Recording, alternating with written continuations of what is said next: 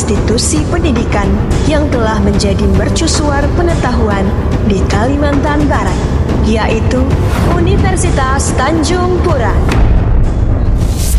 Assalamualaikum warahmatullahi wabarakatuh. Salam olahraga. Perkenalkan, nama saya Gana Firsta Yosika, Magister Olahraga. Saya merupakan salah satu dosen tetap di program studi Pendidikan Kepelatihan Olahraga, jurusan Ilmu Keolahragaan, Fakultas Keguruan dan Ilmu Pendidikan Universitas Tanjung Pura. Pada kesempatan kali ini, saya akan menyampaikan pernyataan diri tentang unjuk kerja Tridharma Perguruan Tinggi di bidang pengajaran.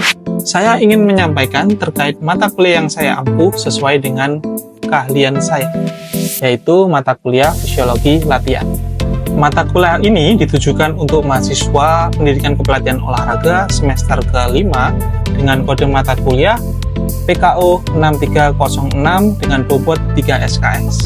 Diselenggarakan dalam 16 kali pertemuan dengan rincian 14 kali pertemuan tatap muka dan juga 2 pertemuan, yang satunya pertemuan UTS dan satu lagi pertemuan UAS. Selesai mengikuti mata kuliah ini, mahasiswa diharapkan mampu membahas dasar-dasar fisiologi tubuh manusia dalam kaitannya dengan latihan fisik, termasuk respon dan adaptasi terhadap latihan daya tahan, kekuatan, kecepatan, serta pembelajaran mencakup sistem energi, kardiovaskular, respirasi, neuromuskular, serta implikasi fisiologis pada perencanaan program latihan olahraga. Di dalam mata kuliah ini terdapat 5 capaian pembelajaran mata kuliah, di mana di JPMK nomor 1, mahasiswa mampu menunjukkan sikap profesional, jujur, bertanggung jawab, dan beretika dalam mengikuti proses pembelajaran, serta dalam menerapkan ilmu fisiologi latihan pada konteks pelatihan olahraga. Lalu, pada JPMK kedua, mahasiswa mampu memahami dan menjelaskan konsep dasar serta lanjutan mengenai sistem energi, sistem otot, sistem kardiovaskular, dan juga sistem respirasi tubuh manusia dalam kaitannya dengan aktivitas dan latihan fisik. Pada JPMK ketiga, mahasiswa mampu menganalisis respon dan adaptasi fisiologi tubuh terhadap berbagai jenis latihan fisik, seperti latihan kekuatan, daya tahan, kecepatan, serta latihan dalam berbagai kondisi lingkungan. Dan pada JPMK keempat, mahasiswa mampu menerapkan prinsip-prinsip fisiologi latihan dalam merancang dan mengevaluasi program latihan olahraga yang sesuai dengan karakteristik dan kebutuhan individu atau kelompok. Dan di akhir, pada JPMK kelima, mahasiswa mampu menyusun dan menyajikan hasil kajian fisiologi serta rekomendasi latihan yang berbasis evidence-based practice secara sistematis, baik secara lisan maupun tertulis. Untuk selanjutnya, asesmen sumatif yang saya gunakan pada mata kuliah ini adalah berupa UTS serta UAS. Untuk metode pembelajarannya menggunakan metode Project Based Learning, di mana pada metode ini menggunakan metode demonstrasi, praktik, kolaborasi kelompok, serta respon reaktif. Referensi yang saya gunakan pada mata kuliah ini adalah buku referensi karya saya sendiri, dan juga buku referensi karya ahli lainnya, serta artikel jurnal bereputasi milik saya dan tim. Dan ini adalah video pembelajaran dari mata kuliah Fisiologi Latihan pada pertemuan kedua dengan materi Sistem Energi pada Manusia. Mari kita simak. Assalamualaikum warahmatullahi wabarakatuh. Sebelum kita mulai perkuliahan hari ini, alangkah lebih baiknya kita buka dengan doa. Mari kita berdoa menurut agama dan kepercayaan masing-masing. Berdoa dipersilakan.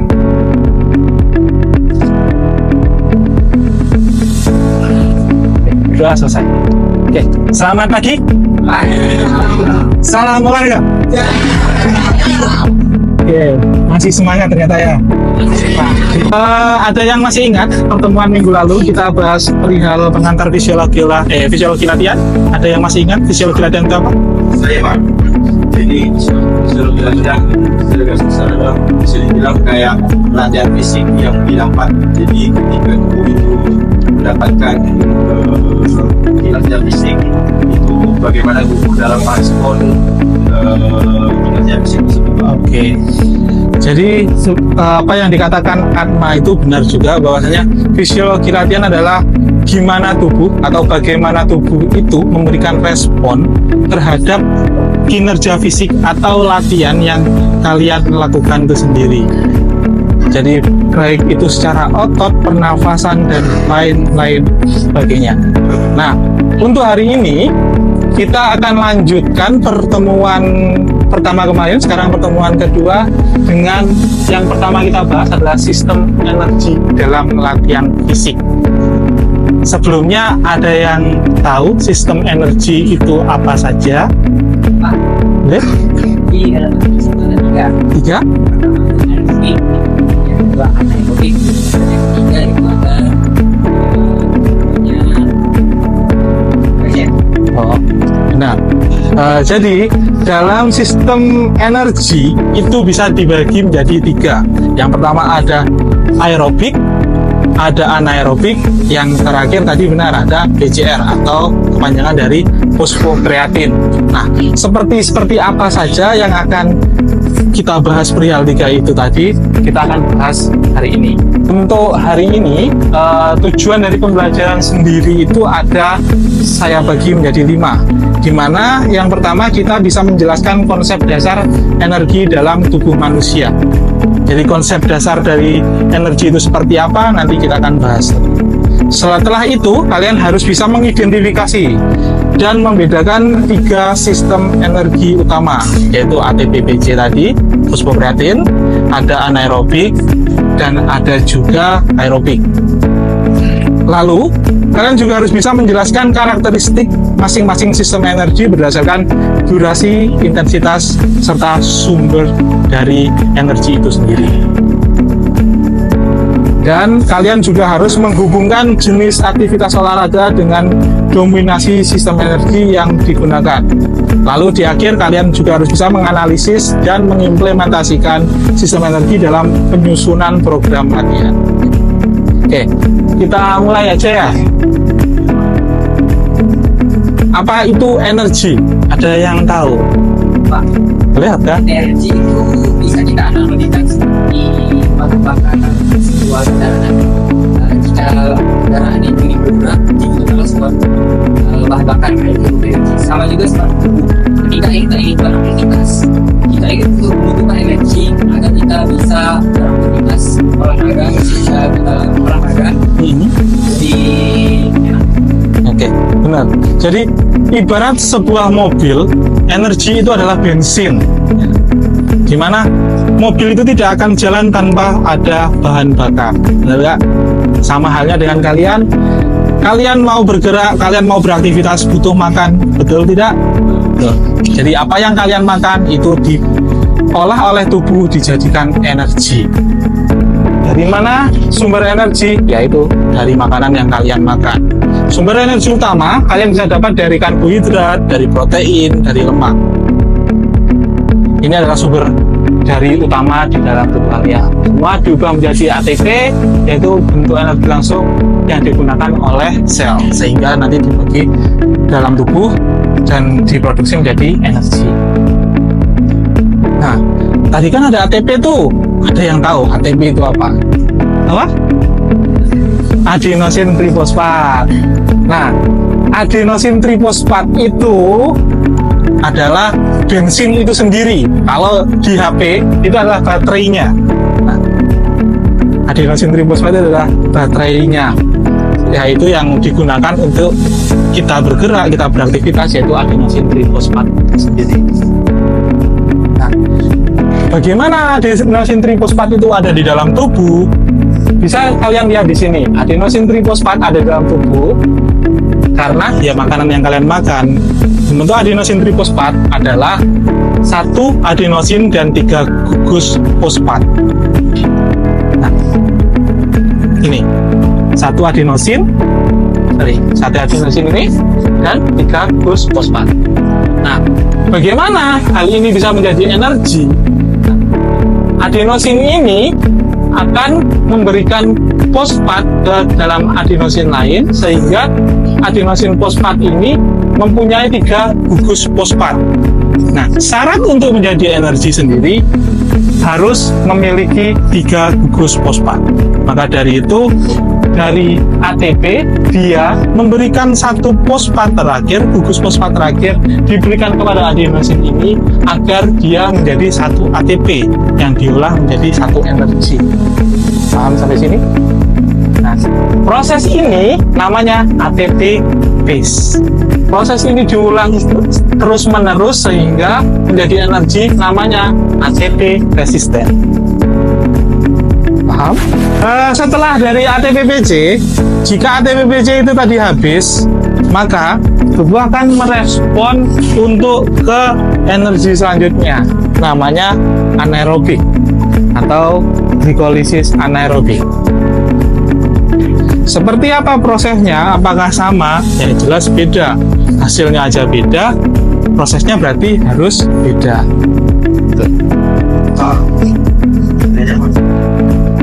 ATP ini itu sama halnya dengan anaerobik atau ATP ini hanya istilahnya sebagai tenaga yang diserap oleh anaerobik. Jadi, oke. Terima kasih pertanyaannya, bagus sekali. Jadi, apakah ATP-PC itu adalah bagian dari anaerobik, gitu maksudnya kan? Ataukah ATP-PC itu sendiri dibandingkan anaerobik itu sendiri? Jadi, ATP-PC sama anaerobik itu hal yang notabene sebenarnya berbeda. ATP-PC itu adalah sumber energi yang cepat, gitu kan? Dan habisnya cepat. Nah, anaerobik itu sumber energi yang lain juga. Sampai sini bisa dipahami? Jadi, ini adalah 2 sumber yang notabene berbeda. Jika ATP-PC tadi 8-10 detik dia akan habis, ini akan sedikit lama. Dia bisa bertahan sekitar 1-3 menit, tergantung dia bisa memproduksi seberapa banyak dari glikolisis anaerobik itu sendiri. Nah, bagaimana hal itu bisa diproduksi? Dari sini. Semua ini berawal dari apa yang kalian makan. Sumber energi utama tadi apa? Karbohidrat sama protein. Nah, dari karbohidrat, lemak, protein tadi, glikoligen ini dipecah menjadi glukosa. Nah, glukosa sendiri dipecah lagi menjadi asam pirufat, menghasilkan 2 ATP yang digunakan untuk jadi energi. Ingat kan, ATP itu ibarat bahan bakar. Jadi dia ada 2 ATP tuh untuk jadi energi. Nah, 2 ATP ini bisa dijadikan 2, tanpa oksigen atau dengan oksigen. Jika tanpa oksigen, hasil akhirnya adalah asam laktat. Nah, jika dia menggunakan oksigen, hasil akhirnya adalah asetil OA. Terus apa bedanya? Ada yang tahu? Mungkin belum ada. Oke, saya lanjut. Bedanya, yang jelas ini, satu gunakan oksigen, satu enggak oksigen. Dan hasilnya berbeda. Jika dia tanpa oksigen, dia akan menghasilkan asam laktat dan dia akan tahan seperti yang saya bilang ke Atma tadi. Dia maksimal tahan 3 menit sih biasanya. Itu pun udah capek. Karena dia masih butuh tenaga besar. Memang tidak sebesar yang dilakukan ketika di ATP-PC tadi, tapi juga besar glikolisis. Ada yang bisa mencontohkan apa dan seperti apa sistem energi anaerobik dalam olahraga? Sesuatu yang butuh tenaga besar dalam waktu yang singkat. Sprint. Nah, sprint butuh tenaga besar kan? Dalam waktu 5-10 detik, 1 menit dia sprint bisa. Apakah bisa seorang sprint dalam waktu 2 jam? Tidak bisa. Oke. Nah, itu adalah salah satu bentuk dari anaerobik. Terus perhatikan di sini asam laktat. Saya pernah bilang asam laktat bisa dipecah menjadi energi, ya kan? Kalau seumpama bisa dipecah jadi sumber energi, harusnya logikanya nih ya, glikolisis anaerob ini harusnya bisa bertahan lama. Berarti seseorang itu bisa sprint sampai 2 jam. Logikanya kan seperti itu toh. Tapi kenapa nggak seperti itu? Ada yang tahu? Karena sahabat ketika hidup ini sebulan waktu yang lama, jadi dari fase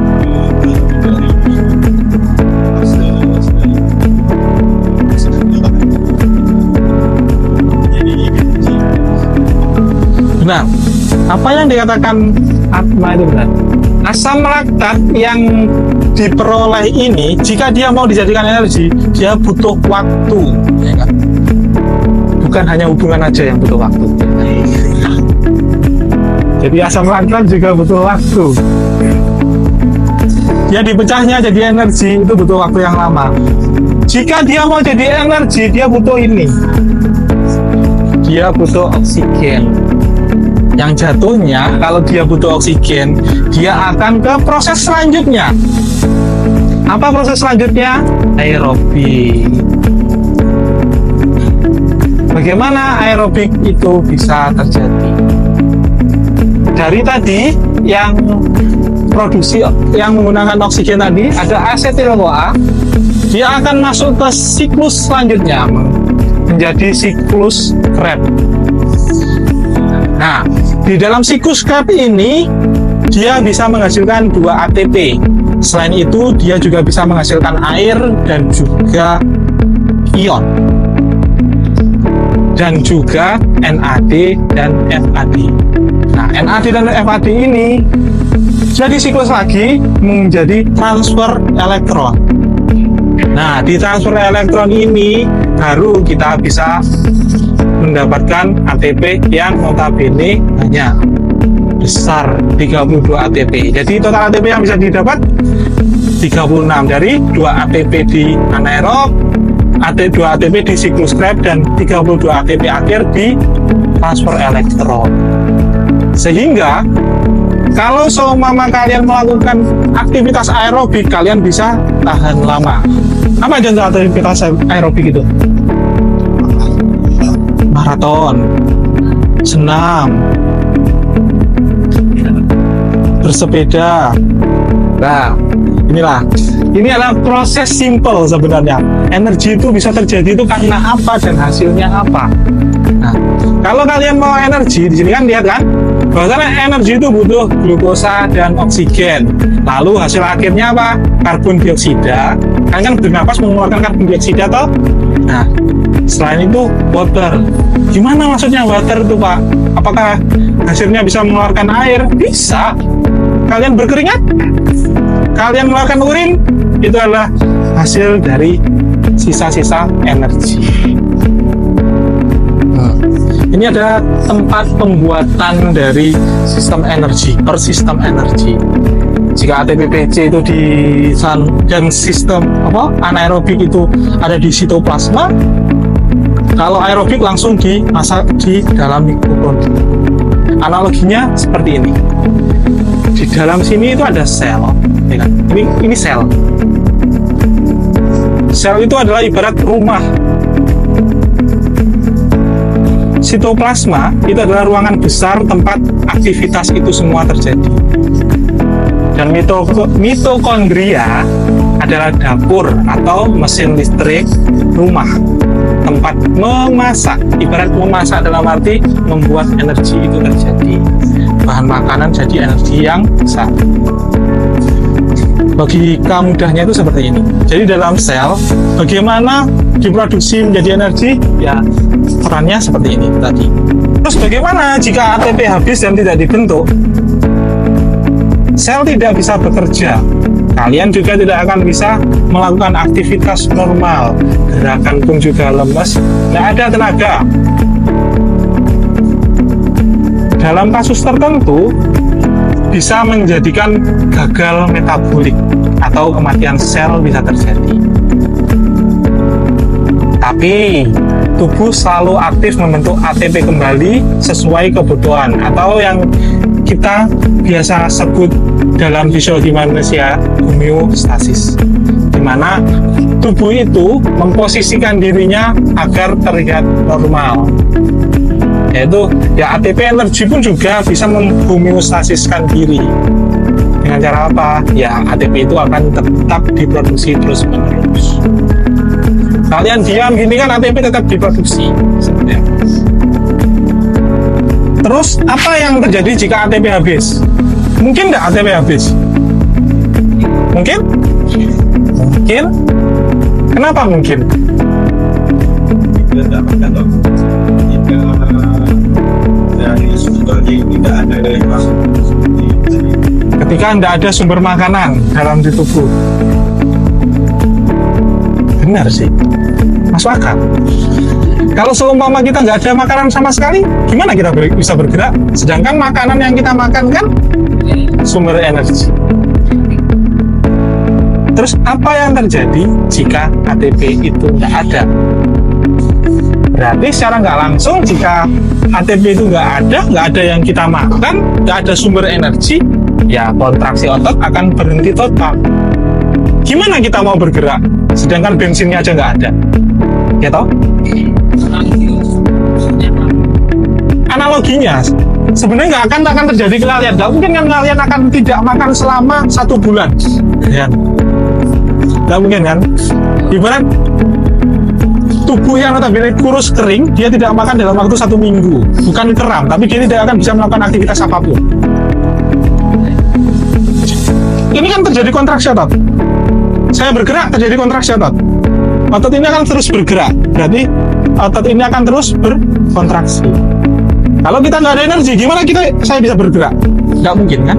Nah makanya akan terjadi kontraksi otot yang berhenti jika kita tidak makan atau ATP itu habis. Fungsi sel pasti terganggu, hati, ginjal, dan lain-lain itu akan terganggu juga. Organ vital seperti otak, jantung sangat tergantung pada ATP. Kenapa seperti itu? Ya, ibarat bensin tadi, itu adalah hal yang notabene vital. Jika itu tidak ada, ya pasti akan mengganggu semuanya.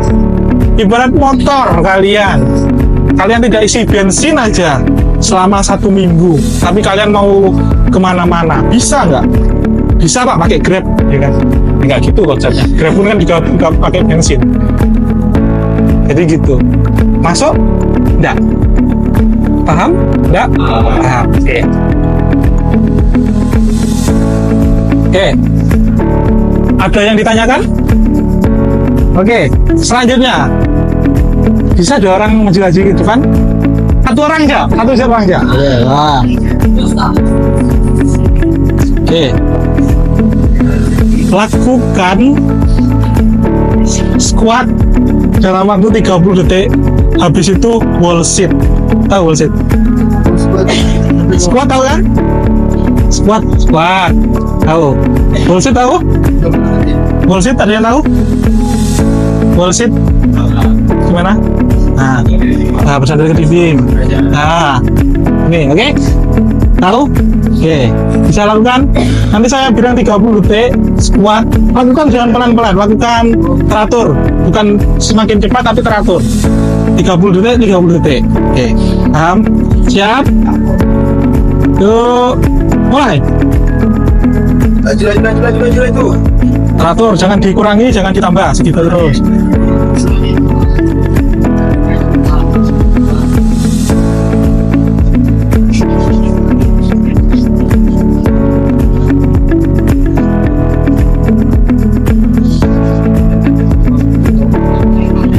Oke, stop, langsung bersih. Tekan turun. Nah, oke. Nah, tahan aja dulu. Iri chin, aman.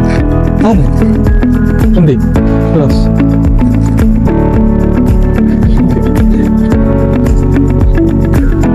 Tangan tetap di situ.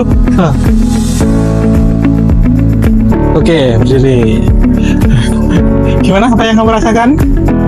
Hah? Hah? Tersengal-sengal? Tersengal-sengal. Tapi masih bisa melakukan?